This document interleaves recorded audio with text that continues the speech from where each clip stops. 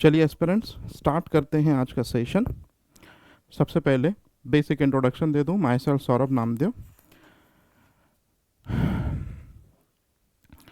Science के specially SSC के PYQs को हम डील कर रहे थे कर्मवीर 1.0 सीरीज़ में, और आज जो क्लास है वो है क्लास नंबर 17।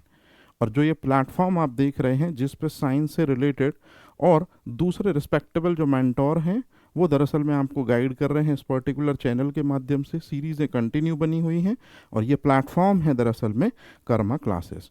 तो कर्मा क्लासेस का मेन मोटिव यही है एस्पिरेंट हमारे पास कि एसएससी एस्पिरेंट को कितने इजी तरीके से या एसएससी एस्पिरेंट को कितने यूनिक तरीके से चीज़ें बताई जाएं जिस वजह से उनको क्या हो, बहुत आसान हो जाए डील करने के लिए उनके एसएससी एग्जामिनेशंस को, और उनकी प्रिपरेशन जो है वो हो सके बेहतर।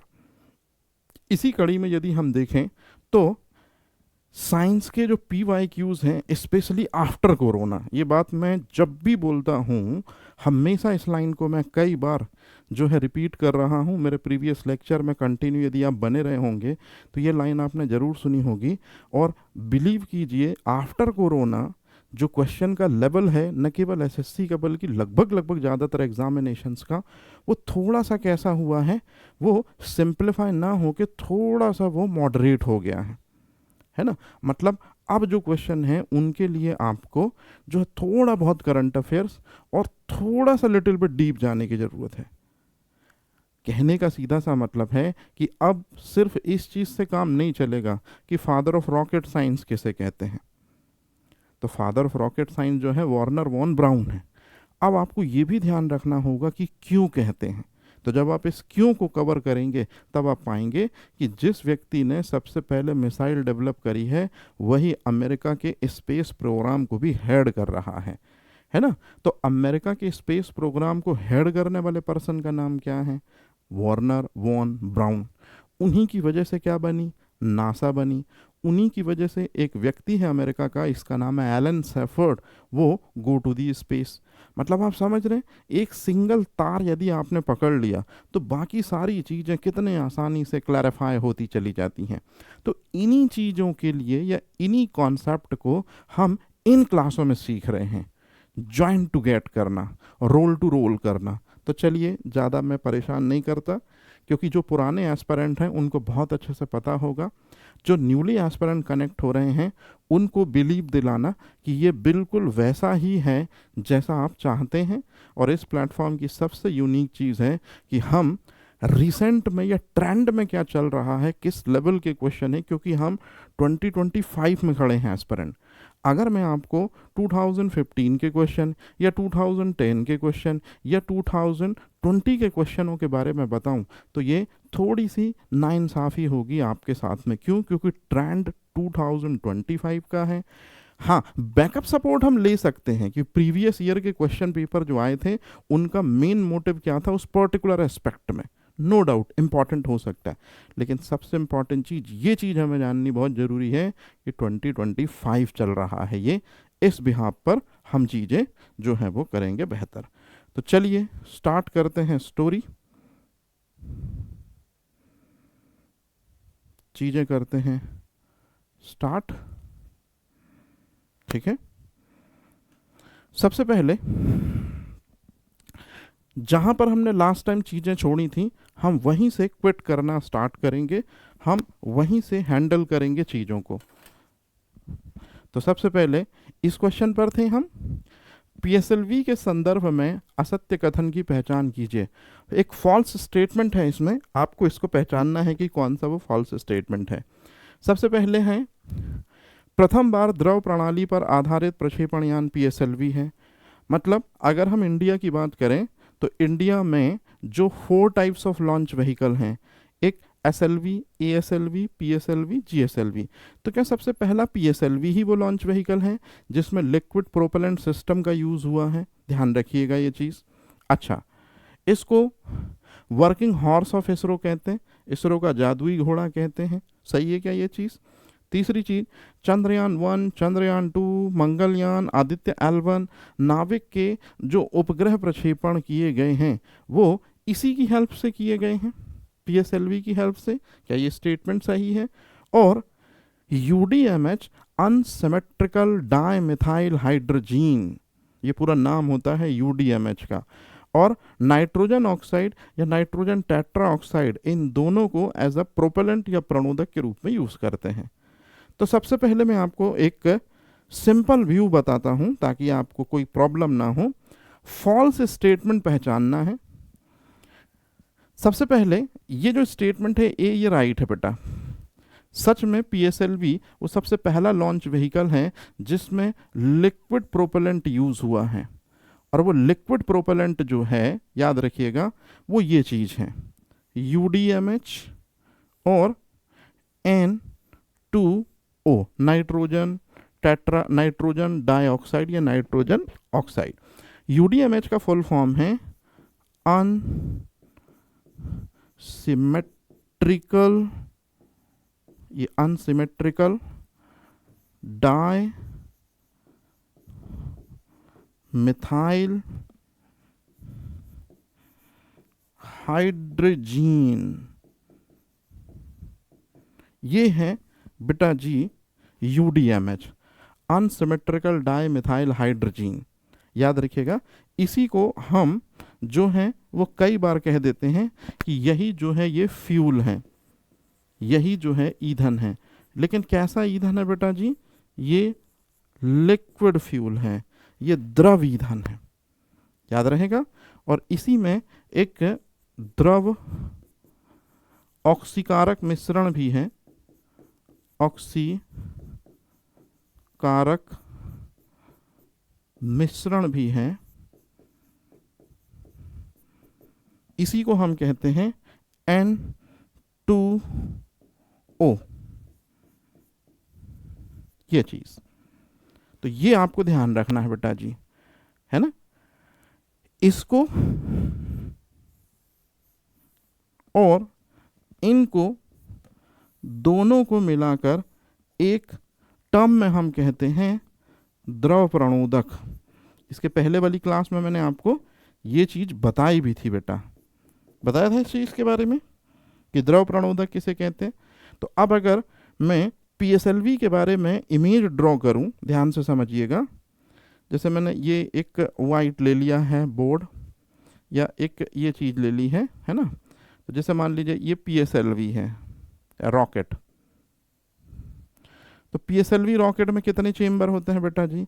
तो पीएसएलवी रॉकेट में जो चेम्बर्स होते हैं वो 4 चेम्बर्स होते हैं। ये इस तरह से, सबसे पहले ये नीचे वाला चेम्बर पहला, फिर ये दूसरा चेम्बर, फिर ये तीसरा और ये चौथा, और सबसे ऊपर जो है वो सैटेलाइट रखा जाता है। उसको मैं रेड कलर से बना दे रहा हूँ, ये इस तरह से, ये हो गया सैटेलाइट। ये थोड़ा सा इसके जैसे मैं सैटेलाइट के जैसे इसका व्यू बना दे रहा हूँ। ये देखिए ये सैटेलाइट हो गया, ठीक है। हाँ, अब कहानी शुरू करते हैं यहाँ से, ध्यान से सुनिएगा। सबसे पहले ये पीएसएलवी है। पीएसएलवी में कितने चेम्बर होते हैं? जल्दी से बता दीजिए। क्या 4 चेम्बर होते हैं? बिल्कुल नहीं, पीएसएलवी में 5 चेम्बर होते हैं। मतलब एक चेम्बर और बढ़ाना होगा हमको, सही है कि 4 चेम्बर होते हैं? कंफर्म करिए।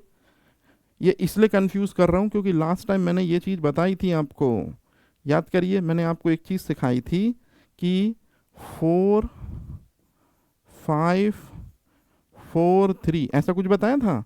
ये ESLV में नंबर ऑफ चेम्बर हैं, ये ESLV में नंबर ऑफ चेम्बर हैं, PSLV में नंबर ऑफ चेम्बर हैं, GSLV में नंबर ऑफ चेम्बर हैं। तो बताइए हम किसकी बात कर रहे हैं अभी? हम बात कर रहे हैं दरअसल में PSLV की। ये लीजिए, PSLV में नंबर ऑफ चेम्बर कितने? 4, इसलिए 4 बनाए हैं। एक बार आप इनको देख भी लीजिए, ये नंबर 1 है, ये नंबर 3 हो जाएगा, और ये नंबर जो 2 है इसको मैं अलग से बना दे रहा हूँ। ये नंबर 2 है और ये नंबर 4 है। अब सुनिए बहुत अच्छे से कहानी। जो पहला वाला होता है, पहला वाला जो होता है, और जो थर्ड वाला होता है, याद रखिएगा इन दोनों में हम ठोस प्रणोदक भरते हैं। तो मैं यहाँ शॉर्ट में लिख भी दे रहा हूँ बेटा जी कि कौन सा प्रणोदक भरते हैं हम, पहले वाले चेम्बर में और तीसरे वाले चेम्बर में ठोस प्रणोदक भरते हैं, ये चीज़, ये पहले चेम्बर में ये चीज़, और ये क्या भरते हैं, ठोस प्रणोदक। अब जो बच गया सेकंड और फोर्थ, तो सेकंड और फोर्थ जो बच गया इसी में हम भरते हैं द्रव प्रणोदक, द्रव प्रणोदक। ये कहानी है बेटा जी, ठीक है। तो अब आप खुद ही देख लीजिए, आपको सीधे साफ साफ चीजें समझ में आ रही होंगी कि प्रथम बार लिक्विड प्रोपेलेंट हम किस लॉन्च व्हीकल में यूज करते हैं, साफ साफ दिख रहा होगा। सबसे पहला है PSLV। तो ये जो मैंने इमेज बनाया है ये किसका इमेज है, ये PSLV का इमेज है। और जनरली PSLV जो है वो 900 किलोमीटर की हाइट पर, ये 900 किलोमीटर की हाइट पर जो रिमोट सेंसिंग सैटेलाइट है, हिंदी में कहते हैं सुदूर संवेदी उपग्रहों, इनको लॉन्च करने के लिए स्थापित किया गया था, ठीक है। तो ये हो गया पहले क्वेश्चन, मतलब पहली चीज सही है और डी सही है, ध्यान रखिएगा ये चीज। अब दो जो बचते हैं, इसरो का जादुई घोड़ा कहा जाता है, बिल्कुल इसको थोड़ा समझ लीजिए। आज के समय पे अगर PSLV ने लगभग 55 फ्लाइट्स ली हैं, श्रीहरिकोटा से 55 बार यदि PSLV ने उड़ान भरी है, तो याद रखिएगा 53 जो फ्लाइट हैं PSLV की वो हमेशा सक्सेसफुल रही हैं, हमेशा सफल रही हैं।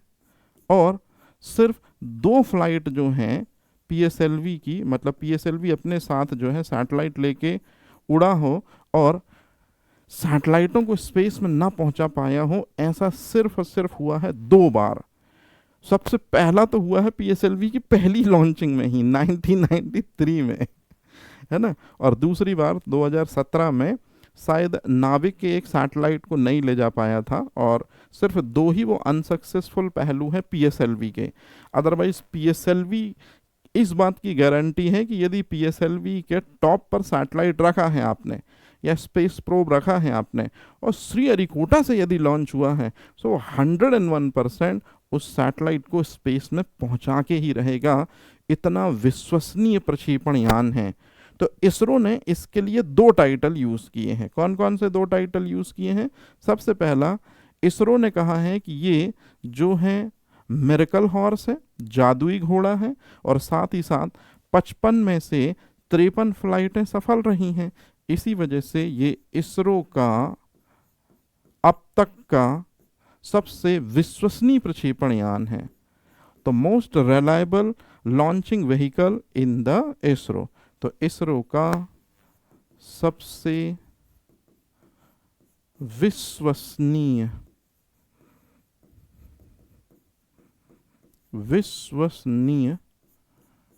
प्रक्षेपण यान,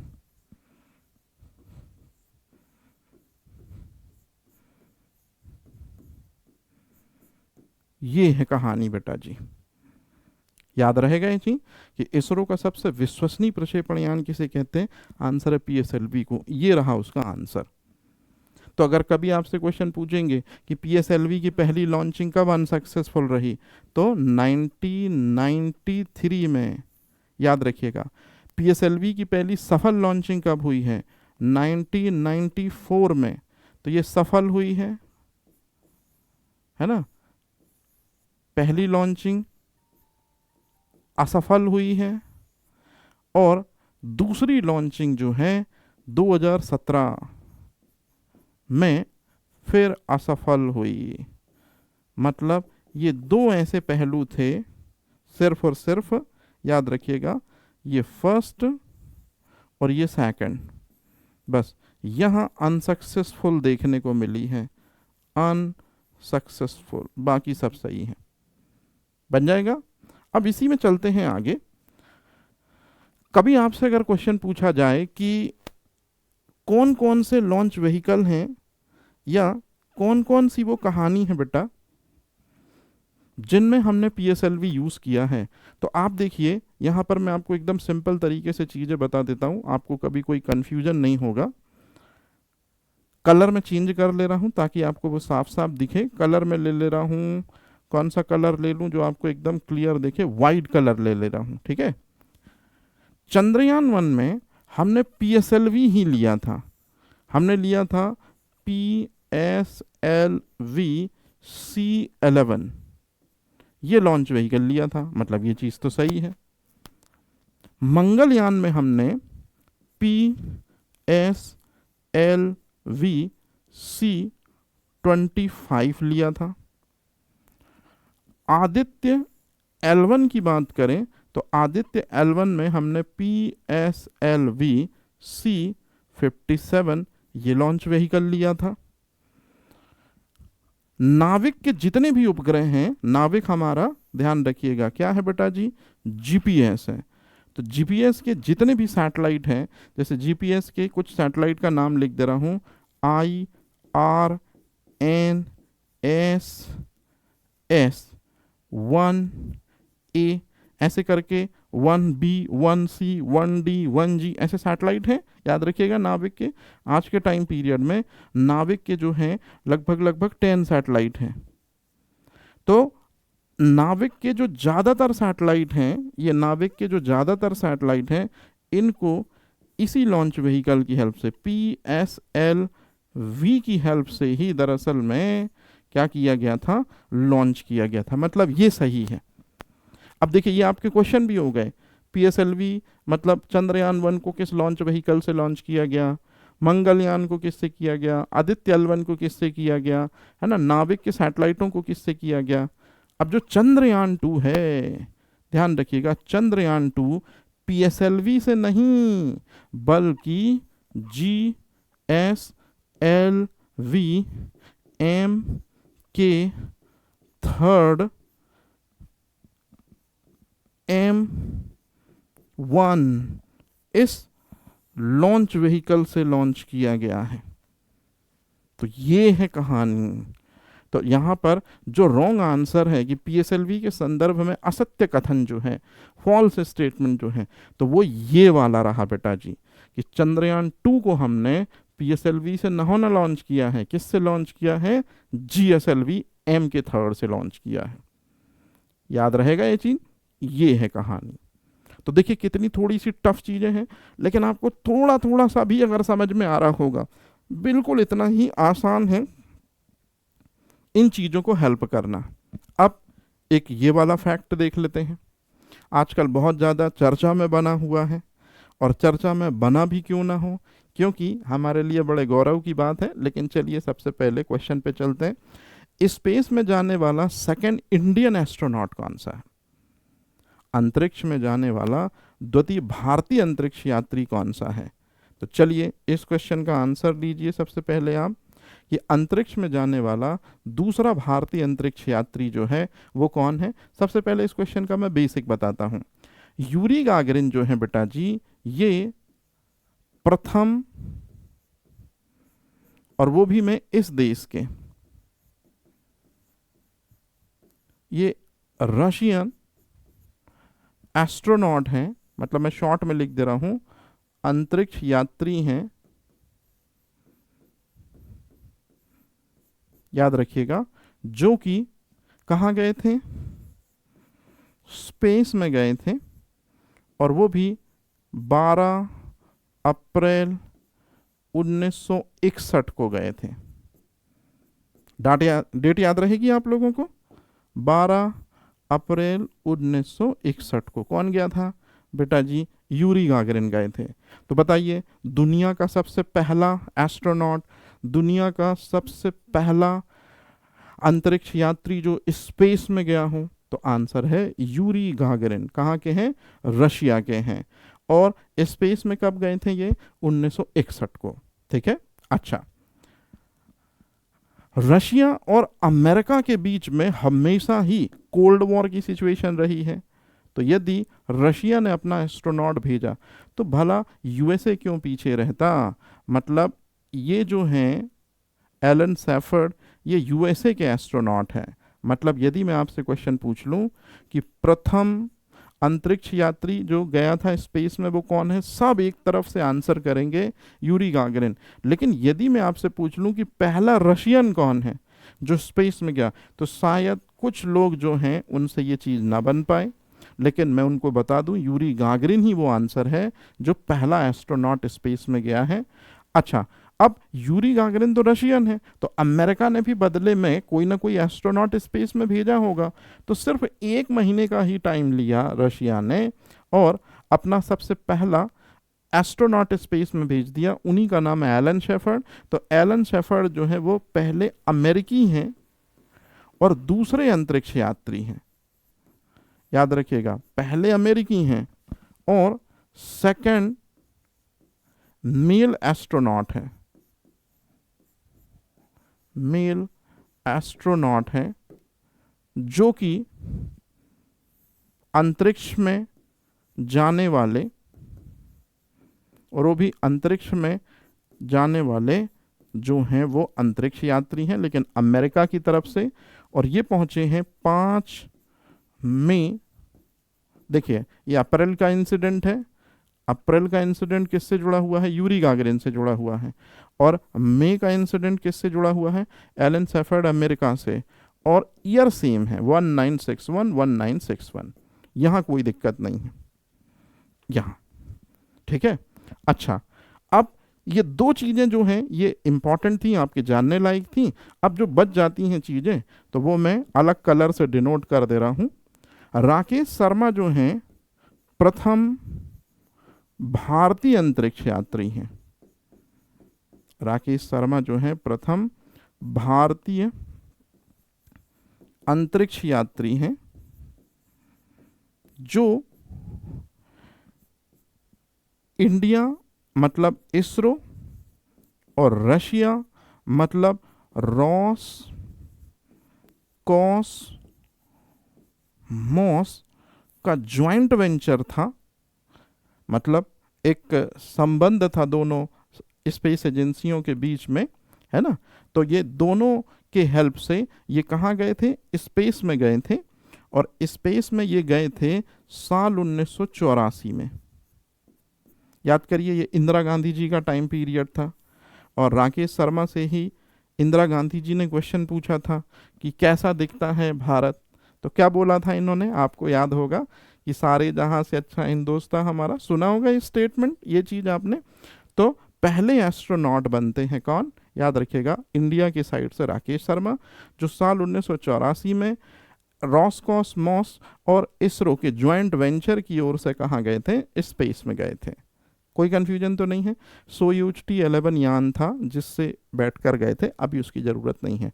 अब सबसे इंपॉर्टेंट क्वेश्चन पूछा गया है, अंतरिक्ष में जाने वाला द्वितीय अंतरिक्ष यात्री कौन है। तो यही इस क्वेश्चन का आंसर है कि अंतरिक्ष में जाने वाला जो द्वितीय अंतरिक्ष यात्री हैं उनका नाम है, मतलब द्वितीय भारतीय अंतरिक्ष यात्री, ये वर्ड इंपॉर्टेंट है, उनका नाम है शुभांशु शुक्ला। और शुभांशु शुक्ला जो है वो 2025 में, मतलब अभी रिसेंटली में, वो कहाँ से होकर आए हैं, स्पेस से होकर आए हैं। तो ये इस क्वेश्चन का आंसर है। मतलब अभी तक एसएससी में अगर हम देखें तो ये क्वेश्चन जैसे एलन शेफर्ड पहला अमेरिकी व्यक्ति, ये 2024 में पूछा उन्होंने, ठीक है। लेकिन अब क्वेश्चन जो आने वाला है, प्रिपेयर रहिएगा, शुभांशु शुक्ला के बारे में। तो चलिए आपसे क्वेश्चन पूछता हूँ, आप आंसर कीजिएगा मुझे। कौन सा लॉन्च व्हीकल था जिससे शुभांशु शुक्ला स्पेस में गए थे, या कौन सा वो क्रू मॉडल था, उसके बारे में आप मुझे बताएंगे, ठीक है। चलिए, तो ये 4 इन्फॉर्मेशन आपको क्लियर हो गई, इनमें कोई कंफ्यूजन तो नहीं होगा। अब आपसे ये चीज़ें बन भी जाएंगी। चलिए, तो कोई दिक्कत नहीं है, आगे चलते हैं और डील करते हैं आगे की चीज़ों को। अब एस्पिरेंट, इस क्वेश्चन का राइट आंसर शुभांशु शुक्ला, एक बार फिर से देख लीजिए ये, और ये इनके बारे में ज़्यादातर जो डिटेल है हम कोशिश करते हैं। मतलब जो नए एस्पिरेंट हैं उनको बता दूं कि क्वेश्चन से ज़्यादा चीरफाड़ करना पसंद करते हैं हम उनके दिए गए 4 ऑप्शंस के साथ में। और ऐसा इसी वजह से ताकि जब हम करेंगे रियल सर्जिकल स्ट्राइक या हम करेंगे रियल सर्जिकल ऑपरेशन, तभी चीज़ें हमको क्लैरिफाई होती हैं, तभी चीज़ें हमको पता चलती हैं। तो चलिए करते हैं अगले क्वेश्चन का पोस्टमार्टम। और अच्छा, एक चीज़ और बता दूं, अब यहाँ से जो क्वेश्चन हम मूव कर रहे हैं, यहाँ से जो क्वेश्चन हम मूव कर रहे हैं, ये डिफेंस टेक्नोलॉजी के क्वेश्चन पर हम आ जाते हैं। रक्षा तकनीकी से संबंधित हम क्वेश्चंस को डील करेंगे। ये मतलब अभी तक जो हमने डील किया वो मैं आपको एकदम क्लियर बता दूं। न्यूक्लियर टेक्नोलॉजी,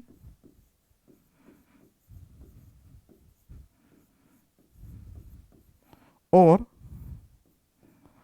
स्पेस टेक्नोलॉजी, ये दो टेक्नोलॉजी के क्वेश्चंस हमने अभी तक डील कर लिए हैं।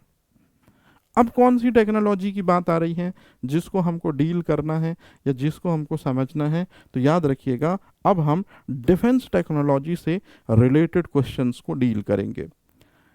कुछ शुरू करूं उसके पहले एक वैल्यूएबल इंफॉर्मेशन आपको दे दूं, आपको ध्यान रखनी है ये बात, ये उनके लिए बहुत आसान हो जाएगी जो एस्पिरेंट प्रिपरेशन कर रहे हैं। यदि आप यूपीएससी और एसएससी की प्रिपरेशन कर रहे हैं तो टेक्निक वाले पोर्शन में ध्यान रखिएगा, टेक्निक वाला यदि आप चैप्टर पढ़ रहे हैं तो आपको defence plus ICT plus space tech plus nuclear, और ये आगे लिखा हुआ है टेक, को पढ़ना होगा। देख लीजिए अच्छे तरीके से, यदि आप यूपीएससी या एसएससी के एस्पिरेंट हो तो कभी भी टेक्नोलॉजी वाला सेगमेंट यदि आप देखते हैं न्यूज़पेपर में, तो सबसे पहले डिफेंस प्रिपेयर करना है, देन उसके बाद आईसीटी, है ना, देन उसके बाद में आपको स्पेस, एंड फाइनल में आपको लास्ट में न्यूक्लियर की तरफ शिफ्ट होना है। लेकिन यदि आप दूसरे एग्जामिनेशंस को प्रिपेयर कर रहे हैं या टारगेट कर रहे हैं, जैसे आपने टारगेट कर रखा है व्यापम, है ना, जैसे आपने टारगेट कर रखा है पीएससी, तो फिर आपको यदि पढ़ना है टेक तो सबसे पहले आप इस सिनेरियो को उल्टा कर दीजिए। सबसे पहले आपको न्यूक्लियर टेक्नोलॉजी पढ़नी होगी, फिर उसके बाद आपको स्पेस टेक पढ़ना होगा, फिर आपको इसके बाद आईसीटी पढ़ना होगा, और सबसे लास्ट में पढ़नी होगी डिफेंस टेक्नोलॉजी। ये डिफरेंस है बेटा जी। बहुत सारे एस्पिरेंट को मैंने परेशान होते देखा है इस चीज़ के लिए कि क्या पढ़ना है क्या नहीं पढ़ना है, वो भारी कंफ्यूज रहते हैं, जबकि कितनी सिंपल सी चीज़ है ये, एकदम सिंपल सी चीज़, इसमें ज़्यादा परेशान होने का है ही नहीं कुछ भी। एकदम सिंपल तरीके से क्वेश्चंस या सिंपल तरीके से जो चीज़ें हैं वो आपको डील करनी है। मेरी बात समझ में आ रही है? तो आपको इसी तरह की चीज़ें करनी होंगी तो आपका काम बहुत आसान हो जाएगा। तो चलिए बिना देरी किए हुए डिफेंस टेक्नोलॉजी के क्वेश्चंस अब हम सॉल्व करना स्टार्ट करते हैं। डिफेंस टेक्नोलॉजी से रिलेटेड जो कॉन्सेप्ट है उनको समझते हैं, और इसी में सबसे पहले ये क्वेश्चन जो आपके सामने स्क्रीन पर दिख रहा है, तीनों भारतीय सेनाओं का सर्वोच्च कमांडर कौन होता है? बताइए। जैसे अकबर के टाइम पीरियड पे सर्वोच्च कमांडर कौन था या कमांडर इन चीफ कौन था? आंसर है बैरम खान, उसी को सार्जेंट भी बोलते हैं, है ना। तो भारत की तीनों सेनाओं का सर्वोच्च कमांडर कौन है? तो भारत की तीनों सेनाओं का जो सर्वोच्च कमांडर है, इस क्वेश्चन का आंसर जरा जल्दी से बताइए क्या होगा? आप बोलेंगे भारत का राष्ट्रपति। मुझे पता था ये क्वेश्चन हर एस्पिरेंट से बन जाएगा, और बनना भी चाहिए क्योंकि इतना बेसिक क्वेश्चन था, बेसिक साइंस है इस पे। लेकिन क्या आप मुझे एसएससी लेवल पर इस क्वेश्चन की रियल ग्रूमिंग बता सकते हैं कि कौन से आर्टिकल में ये बोला गया है? कि विच आर्टिकल हैव सेज कि जो तीनों जो आर्मी हैं उनका कमांडर इन चीफ होगा प्रेसिडेंट। आर्टिकल आर्टिकल बताइए। चलिए क्लू देता हूं, 52, 53, 74 और 143। बताइए जरा क्या होगा इस क्वेश्चन का राइट आंसर। ठीक है, तो आपसे अगर इस क्वेश्चन का राइट आंसर मांगू मैं तो बिल्कुल सिंपल तरीके से मैं बता देता हूं। भारत के जो राष्ट्रपति हैं, जैसे आज के टाइम पीरियड पे माननीय द्रौपदी मुर्मू जी हैं, इन्हीं को इंडियन कॉन्स्टिट्यूशन ने आर्टिकल नंबर 53 में ये राइट दिया है, ध्यान रखिएगा, कि वो तीनों सेनाओं को जो है वो सर्वोच्च कमांडर हैं या सुप्रीम कमांडर हैं। मतलब थल सेना, नौसेना और वायुसेना, इन तीनों सेनाओं का कमांडर इन चीफ जो हैं ये भारत के राष्ट्रपति हैं। आर्टिकल नंबर 53 इस बात का उनको क्या देता है, उनको लायबिलिटी देता है। ठीक है, अच्छा आज के टाइम पीरियड में बड़ा चल रहा है उपराष्ट्रपति के बारे में भाई, कि वर्तमान समय में उपराष्ट्रपति कौन है। तो जो उपराष्ट्रपति हैं श्री धनखड़ जी, उन्होंने तो इस्तीफा दे दिया है, तो अब वो उपराष्ट्रपति नहीं है। मतलब उपराष्ट्रपति आज के समय पे कौन है, तो उपराष्ट्रपति का पद जो है वो अभी खाली है। याद रहेगा ये चीज, कोई कंफ्यूजन तो नहीं है। अच्छा चलिए जल्दी से बताइए, ऐसी सूरत हाल में राज्यसभा की जो मीटिंगें हैं उनकी कौन अध्यक्षता कर रहा होगा। क्योंकि भाई उपराष्ट्रपति जो होता है वो राज्यसभा का पदेन सभापति होता है, तो उपराष्ट्रपति की पोस्ट ही वैकेंट है, तो कोई ना कोई तो उस सेशन को डील कर रहा होगा।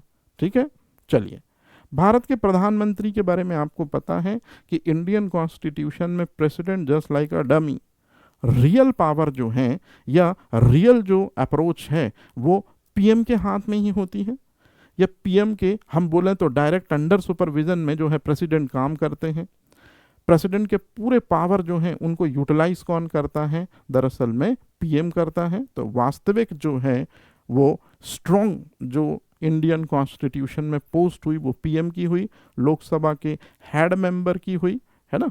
तो कहानी ये है कि भारत का प्रधानमंत्री भी, आपको इनके बारे में पता होगा, आर्टिकल 74, हालांकि उस पर हम अभी पॉलिटी पे नहीं जा रहे, और भारत के रक्षा मंत्री। तो इस क्वेश्चन का राइट आंसर याद रखेगा कि तीनों सेनाओं का कमांडर इन चीफ राष्ट्रपति होता है।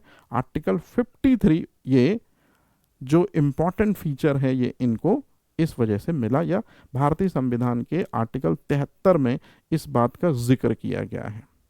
कितनी सिंपल तरीके से चीजें हो गई, बन जाएंगी, कोई कंफ्यूजन वाली बात तो नहीं है। चलिए अगले क्वेश्चन पे चलते हैं। डीआरडीओ की स्थापना कब हुई। अब ये जो क्वेश्चन है ये बहुत इंपॉर्टेंट क्वेश्चन है कि डीआरडीओ की स्टेब्लिशमेंट कब हुई।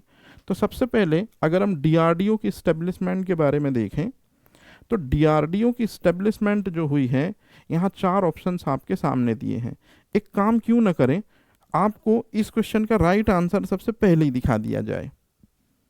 अब मेरे लिए आसान हो गया इन 4 क्वेश्चनों को डिफेंड करना या डिटेल करना। कैसे, देखिए मैं आपको बताता हूं। सबसे पहले डीआरडीओ की स्थापना कब हुई, अगर आप इस क्वेश्चन के बारे में जानना चाहते हैं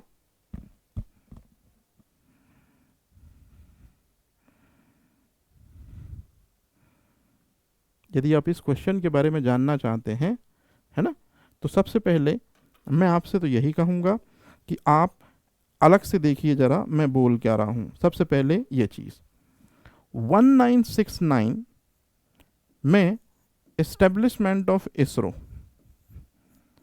इसरो की स्थापना हुई है। ठीक है, होनी भी चाहिए।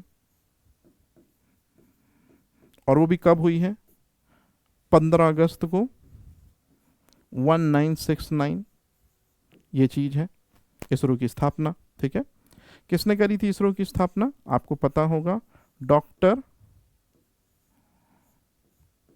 विक्रम साराभाई। तो विक्रम साराभाई वो पर्सन है जिन्होंने इसरो की स्थापना करी। इसमें तो किसी को कोई कंफ्यूजन नहीं होगा। ठीक है। साल 1972 में डिपार्टमेंट ऑफ स्पेस और स्पेस कमीशन की स्थापना होती है। कब की बात हो रही है? साल 1972। इंदिरा गांधी जी का टाइम पीरियड है और इंदिरा गांधी जी की एक पर्सन हेल्प कर रहा है जो रियल फाउंडर है इसरो का, रियल फाउंडर बोल रहा हूं, है ना, उनका नाम है डॉक्टर सतीश धवन। देखिए, मैं हमेशा से ये चीज एस्पिरेंट को बोलता रहा हूं, इसरो यदि एक छोटा सा पौधा है तो जिसने सबसे पहले उसको लगाया है, जिसने सबसे पहले उसको तवज्जो दी है, जिसने सबसे पहले उसकी केयरिंग की है, वो कोई और नहीं बल्कि father of space program in India doctor Vikram Sarabhai हैं। लेकिन इसरो के पौधे को अपने खून से सींचा है, इसरो के पौधे को आज इतना बड़ा बना दिया है कि इंटरनेशनल लेवल पर दुनिया के और बड़े बड़े देश और उनकी स्पेस एजेंसीज हमारे साथ काम करने के लिए आतुर हैं। और इसके लिए पूरा क्रेडिट, पूरा श्रेय, अगर स्पेशली अगर हम स्पेस परंपरा के किसी पर्टिकुलर व्यक्ति को देखें तो उसमें सतीश धवन निकल कर आता है मेन नेम, क्योंकि इसरो के सबसे लंबे समय तक कार्य करने वाले जो व्यक्तित्व रहे हैं वो डॉक्टर सतीश धवन ही रहे हैं। तो इसरो के पौधे को लगाया है डॉक्टर विक्रम साराभाई ने, लेकिन इसरो के पौधे को अपने खून से सींचा है और भी दूसरे साइंटिस्टों ने, लेकिन सबसे इंपॉर्टेंट नेम जिसने सबसे लंबे समय तक इसरो के चेयरमैनशिप को संभाला, उस पद की गरिमा को संभाला, उस पद के टास्कों को संभाला और उस पद पर रहते हुए इसरो को लगातार आगे बढ़ाया, डॉक्टर सतीश धवन। और अगर मैं आपसे पूछूं कि आज के टाइम पीरियड पे जितने भी आपको साइंटिस्ट दिखते हैं उनमें सबसे पढ़ा लिखा साइंटिस्ट कौन सा है, no doubt the award goes to doctor Satish Dhawan. ISRO के नहीं, जितने भी वैज्ञानिक आपने सुने हैं उनमें सबसे पढ़े हुए वैज्ञानिक जो हैं डॉक्टर सतीश धवन हैं। याद रखिएगा ये चीज। तो डिपार्टमेंट ऑफ स्पेस जो है कब बना है बेटा जी डिपार्टमेंट ऑफ स्पेस? तो मैं यहां पर थोड़ा सा साइड में मेंशन कर रहा हूं ये चीज कि अंतरिक्ष विभाग, जो अंतरिक्ष विभाग है ये बना है साल 1972 में, और साथ ही साथ अंतरिक्ष आयोग जो है ये भी बना है साल 1972 में। कौन रहा होगा इसरो का चेयरमैन? डॉक्टर सतीश धवन रहे होंगे। ठीक है। इसके बाद साल 1958, साल 1958 ही वो टाइम है। अब ये क्वेश्चन सही है, मतलब ये राइट आंसर है, तो पहले मैं इसको राइट कर देता हूँ। साल 1958 एक व्यक्ति हैं, पहले आपको उनका नाम याद रखना चाहिए। नाम है डॉक्टर दौलत सिंह कोठारी, जिनको हम डीएस कोठारी कहते हैं। तो डॉक्टर दौलत सिंह कोठारी, तो डॉक्टर दौलत सिंह कोठारी याद रखेंगे, वो पर्सन हैं जिन्होंने साल 1958 में चाइना और पाकिस्तान के इन असीम इरादों को भांप लिया था कि इंडियन बॉर्डर्स की तरफ कंटिन्यूअस जो है वो मूव ऑन करते जाएंगे, है ना। इसी वजह से डीएस कोठारी ने, या जिनको हम दौलत सिंह कोठारी कहते हैं, इन्होंने साल 1958 में भारत के जो पहले प्रधानमंत्री थे, और उन्हीं को हम पहला जनसेवक भी बोलते हैं, नाम है पंडित नेहरू, के साथ मिलकर एक ऑर्गेनाइजेशन की स्टेब्लिशमेंट कराई जिसका नाम है DRDO। तो ये चीज आपको थोड़ी सी याद रखनी है, याद रहेगा। अच्छा, चलिए जरा जल्दी से मुझे एक बात बता दीजिए बेटा जी कि यदि आपसे कभी क्वेश्चन पूछा जाए, मैं यहां पर साफ साफ लिख दे रहा हूं कि DRDO का मतलब होता है रक्षा प्रौद्योगिकी, या मैं शॉर्ट में इसको रक्षा तकनीकी लिख दे रहा हूँ। अच्छा, रक्षा तकनीकी को आगे बढ़ाने में कौन सा साइंटिस्ट है सबसे पहले? तो आंसर है दौलत सिंह कोठारी। तो ये तो आपको पता चल गया कि दौलत सिंह कोठारी के बल पे ही डीआरडीओ स्टेब्लिश हो पाया पंडित नेहरू के थ्रू। मतलब पंडित नेहरू जो हैं वो एक ऐसे व्यक्तित्व हैं जिन्होंने देश में एक से एक नायाब हीरो को खोजा है, उनको रिस्पॉन्सिबिलिटी दी है और तब कहीं वो ऑर्गेनाइजेशन बनी है।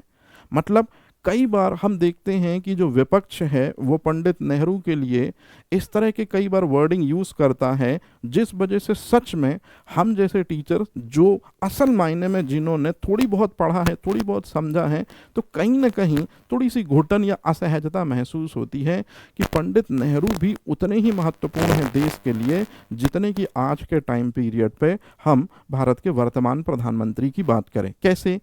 जैसे डीआरडीओ ऑर्गेनाइजेशन जो बनाई है पंडित नेहरू ने, मैं यहाँ पर टॉप में थोड़ा सा लिख दे रहा हूँ पंडित नेहरू, है ना, पंडित नेहरू। तो इन्होंने अच्छे से देखिए किस व्यक्तित्व को पहले पकड़ा, किस जौहरी को पकड़ा। ये जौहरी है बेटा जी,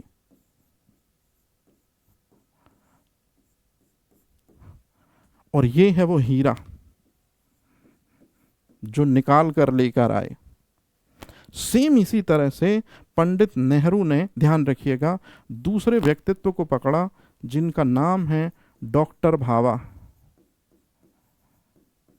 और डॉक्टर भाभा के कारण ही पंडित नेहरू जो है वो परमाणु तकनीकी या नाभिकीय तकनीकी को उन्नत बना पाए।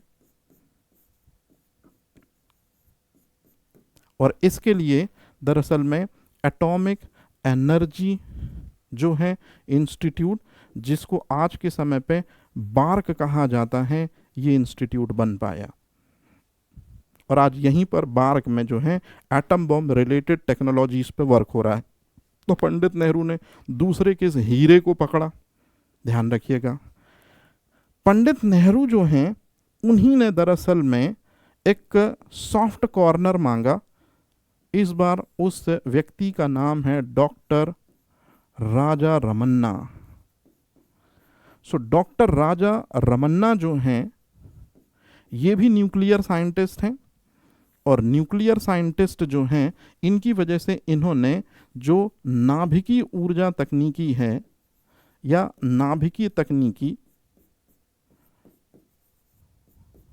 के अंतर्गत, चूंकि स्टैब्लिशमेंट हो चुका है institute, atomic energy institute BARC, तो यहाँ पर डॉक्टर राजा रमन्ना को रिस्पॉन्सिबिलिटी दी गई कि आप न्यूक्लियर रिएक्टर को बनाने में हेल्प करें, नाभिकीय रिएक्टर को बनाने में आप हेल्प करें। तो तीसरा जो जौहरी पकड़ कर लाए पंडित नेहरू, वो राजा रमन्ना थे। चौथा, एक ऐसा व्यक्तित्व पंडित नेहरू ने पकड़ा जो असल मायने में बहुत काम का पर्सन है और आज हमको दिख भी रहा है, डॉक्टर विक्रम साराभाई। डॉक्टर विक्रम साराभाई वो व्यक्तित्व हैं, याद रखिएगा, जिनके पोटेंशियल को पंडित नेहरू ने पहचाना था और उनको लगा कि न्यूक्लियर टेक्नोलॉजी अर्थात डॉक्टर भाभा इंडिया के लिए यदि ट्रम्प कार्ड हैं, तो दूसरा जो पहलू छुपा हुआ है वही है दरअसल में डॉक्टर विक्रम साराभाई और उनके द्वारा स्टार्ट की गई स्पेस टेक्नोलॉजी, मतलब अंतरिक्ष तकनीकी। अंतरिक्ष तकनीकी, तो अंतरिक्ष तकनीकी के अंतर्गत हालांकि पंडित नेहरू ने साल 1962 में, याद रखिएगा ये साल 1962 में, आई थिंक शायद पंडित नेहरू की 64 में डेथ हो जाती है, तो इसरो के बनने तक तो वो नहीं है, लेकिन इसरो को वो शुरुआत में, इसरो जिस नाम से काम कर रहा है इन कोसपार, इसको बनाने में पंडित नेहरू जो हैं वो फंडिंग देते हैं डॉक्टर विक्रम साराभाई को। अब आप खुद देखिए, साल 1962 में किसी कंट्री के साथ वॉर चल रहा है हमारा, तो ऐसी सूरत हाल में पैसा वॉर की सिचुएशंस में जाना चाहिए, लेकिन पंडित नेहरू अगर स्पेस टेक्नोलॉजी को तवज्जो दे रहे हैं तो कुछ न कुछ तो दरअसल में पॉजिटिव इम्पैक्ट रहा होगा कि वॉर वाली सिचुएशंस के बावजूद भी अगर इनको स्पार जो है वो बन रहा है इंडिया में, Indian national committee for space research जो 7 साल बाद ही जल्दी से एक संगठन ऑर्गेनाइजेशन में परिणित हो जाएगी, उसका नाम है इसरो, तो इसके पीछे निश्चित रूप में बहुत महत्वपूर्ण चीज़ रही होगी। ठीक है, ये हैं। और अगर एक और व्यक्तित्व की मैं बात कर लूं बेटा जी, तो वो एक और व्यक्तित्व कोई और नहीं बल्कि डॉक्टर कलाम हैं। अब डॉक्टर कलाम के बारे में ऐसा कहा जाता है कि डॉक्टर कलाम असल में खोज हैं डॉक्टर विक्रम साराभाई की। ठीक है, लेकिन विक्रम साराभाई के ऊपर सर्वेलेंस किसका था?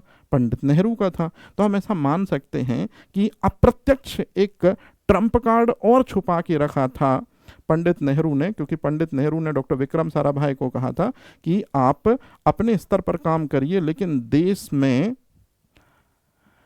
स्पेस और डिफेंस को स्ट्रॉन्ग बनाते रहिएगा। और इसी वजह से डॉक्टर विक्रम साराभाई ने पूरा मौका दिया, पूरा फ्री हैंड दिया इस पर्सन को जिनका नाम है डॉक्टर कलाम। और डॉक्टर कलाम जो हैं, इन्होंने किस टेक्नोलॉजी पे काम किया है मुझे बताने की ज़रूरत नहीं है। आंसर है रक्षा तकनीकी। और रक्षा तकनीकी के अंतर्गत ही रहकर डॉक्टर कलाम ने सबसे पहले SLV और ASLV जो लॉन्चिंग व्हीकल होते हैं, इनको राटो प्रोजेक्ट से बनाया था।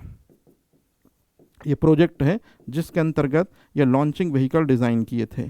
फिर आगे चल के डॉक्टर कलाम ने पटना सीरीज़ की मिसाइलें बनाकर इंडिया को सेल्फ सफिशिएंट बना दिया। ये पटना सीरीज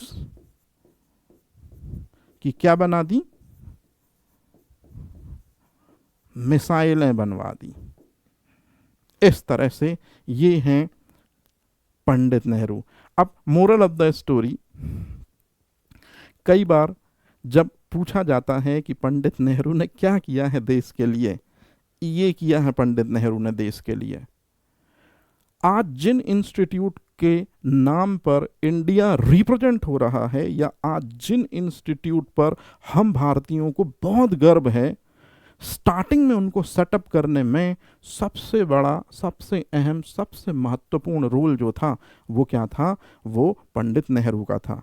शुरुआत जो हुई हिंदुस्तान की, साल 1947 में हमको आज़ादी मिली, 1950 में हम रिपब्लिक हुए, साल 1951 में लोकसभा के चुनाव हुए, रिजल्ट आते आते साल 1952 हो गया।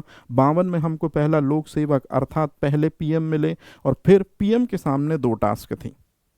सबसे पहला, अभी जो इंडिपेंडेंट हुआ है रिसेंटली में, बिल्कुल न्यूली बॉर्न इंडिया, उसको टेक्नोलॉजी की फील्ड में सेल्फ सफिशिएंट बनाना।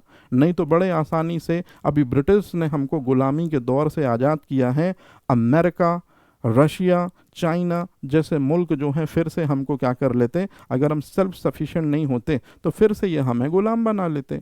मतलब तकनीकी रूप में इंडिया का आफ्टर इंडिपेंडेंस मजबूत होना जरूरी था। इसके लिए पंडित नेहरू ने पहले से ही डॉक्टर भाभा को काम पे लगा दिया था। डॉक्टर भाभा वो पहले पर्सन हैं जिन्होंने इंडिया के लिए सबसे पहला nuclear institute, Tata Institute of Fundamental Research दिया था। So Tata Institute of Fundamental Research की इस्टेब्लिशमेंट जो हुई थी वो कब हुई थी? साल 1945 में हुई थी। No doubt sir Dorabji Tata ने फंडिंग करी थी, no doubt sir Dorabji Tata ने रुपए पैसे दिए थे, लेकिन कहीं ना कहीं पंडित नेहरू इस काम में डॉक्टर भाभा के बराबर साथ में थे। तो मोरल ऑफ द स्टोरी ये है बेटा जी कि पंडित नेहरू जो हैं वो आधुनिक प्रौद्योगिकी के युग दृष्टा हैं। एट अ करंट में जो जो टेक्नोलॉजी चल रही है, स्पेशली टैक्टिकल टेक्नोलॉजी, सामरिक तकनीक का बाप है पंडित नेहरू। या पंडित नेहरू वो व्यक्तित्व हैं जिन्होंने टेक्नोलॉजी और साइंटिस्टों का सही यूटिलाइज करके आज इंडिया को सिर्फ इस लेवल पर सेल्फ सफिशिएंट बना दिया है कि 79 वर्षगांठ इंडिपेंडेंस डे की हम मना रहे हैं। विश्व की अर्थव्यवस्थाओं में शायद 4थे नंबर पर हम हैं। न्यूक्लियर टेक्नोलॉजी में बात करें तो एटम बॉम्ब हमारे पास है, इसमें हमारा नंबर 6 है। अगर हम हाइड्रोजन बॉम्ब की बात करें तो यूएसए और यूएसएसआर के बाद हम तीसरा सबसे इंपॉर्टेंट पहलू हैं। स्पेस टेक्नोलॉजी में भी हमारी वैल्यू नंबर 6 की है। मतलब हम अगर इन चीज़ों को देखें कि टेक्नोलॉजी में हम ग्लोबली 5 में अपने आप को रिप्रेजेंट कर रहे हैं, और सिर्फ 79वां इंडिपेंडेंस ईयर अभी हमने 2-3 दिन पहले मना के फ्री हुए हैं। किसकी देन है, किसकी बदौलत है? नो डाउट हर एक साइंटिस्ट, हर एक पर्सन जो इंडिया के लिए जिया, इंडिया के लिए मरा भी। लेकिन सबसे इंपॉर्टेंट चीज होता है, एक राजा को अपनी सल्तनत बनाए रखना ज़्यादा जरूरी होता है सल्तनत जीतने से। तो पंडित नेहरू वही पर्सन हैं इंडियन कॉन्स्टिट्यूशन में और टेक्नोलॉजी डेवलपमेंट में, जिन्होंने सिर्फ और सिर्फ सल्तनत जीती नहीं कि पहले बार वो प्रधानमंत्री बन जाते हैं। नो डाउट प्रधानमंत्री कोई और भी बन सकता था और बनना भी चाहिए, लेकिन लंबे समय तक उस डिग्निटी को मेंटेन करना, लंबे समय तक लोगों का साथ लेकर ऐसी ऐसी चीज़ें डेवलप करना जो फ्यूचरिस्टिक विजन का आधार बने, आज तकनीकी दुनिया का आधार बनी है। और इसी का पूरा श्रेय जो है, अगर हम प्रधानमंत्रियों में देखें तो बिल्कुल जो सबसे पहला प्रधानमंत्री था वही युग दृष्टा है तकनीकी क्षेत्र का। तो पंडित नेहरू वो व्यक्तित्व हैं जिन्होंने दौलत सिंह कोठारी के जरिए डीआरडीओ इंस्टीट्यूट बनवाया। पंडित नेहरू वो व्यक्तित्व हैं जिन्होंने डॉक्टर भाभा के जरिए एटॉमिक एनर्जी कमीशन बनवाया, जिसे आज हम बार के नाम से जानते हैं। पंडित नेहरू ही डॉक्टर राजा रमन्ना को लेकर आए, उन्हीं की हेल्प से अप्सरा और तारापुर जैसे न्यूक्लियर रिएक्टर्स ने काम करना स्टार्ट किया। डॉक्टर विक्रम साराभाई की हेल्प से पंडित नेहरू ने इनकोस्पार एक कमेटी बनवाई जो आज इसरो के नाम से काम कर रही है। और कहीं न कहीं डॉक्टर विक्रम साराभाई को ही पंडित नेहरू ने ये स्टेटमेंट कहे थे कि इंडिया को स्पेस और डिफेंस में हमेशा आगे ले जाना, इसके लिए डॉक्टर विक्रम साराभाई ने हमेशा एक ट्रम्प कार्ड छुपा कर रखा, जिसने सही टाइम आने पर एकदम सही डिसीजन के साथ इंडिया को आगे बढ़ाने में हेल्प की। डॉक्टर मिसाइल मैन, हमारे भारतीय जनता के सबसे लोकप्रिय राष्ट्रपति, और उन्होंने देश के लिए जो किया है हम उसे बयां भी नहीं कर सकते, लेकिन ये कुछ वर्ड हैं जिनके जरिए मैं इनको श्रद्धा सुमन दे सकता हूं, इनको याद कर सकता हूं। पटना सीरीज की मिसाइल बनाई थी IGMDP प्रोग्राम के through, integrated guided missile development program, और राटो प्रोजेक्ट के थ्रू इंडिया का सबसे पहला लॉन्च व्हीकल और दूसरा सेकंड लॉन्च व्हीकल ASLV और SLV इनको बनाने में हेल्प करी थी। तो ये है पंडित नेहरू की कहानी, उनके हीरों के साथ साथ उनके मेजर इंस्टीट्यूट की जुबानी। मिलते हैं अगले लेक्चर में अगले किसी इम्पॉर्टेंट चीज़ को प्रमुखता के साथ आपके सामने लाते हुए। तब तक आज का सेशन यहीं तक रहने देते हैं, इजाज़त दीजिए। कर्मा एकेडमी के इस डिजिटल प्लेटफॉर्म के थ्रू, और हमेशा याद रखिएगा कि किसी की भी आज के समय पे देश को अगर आगे बढ़ाने के लिए अगर एक कतरा भी अगर उसने दिया है तो हमारी रिस्पॉन्सिबिलिटी हो जाती है कि हम उन्हें सम्मान समंदर सा दें। Thank you very much. जय हिंद।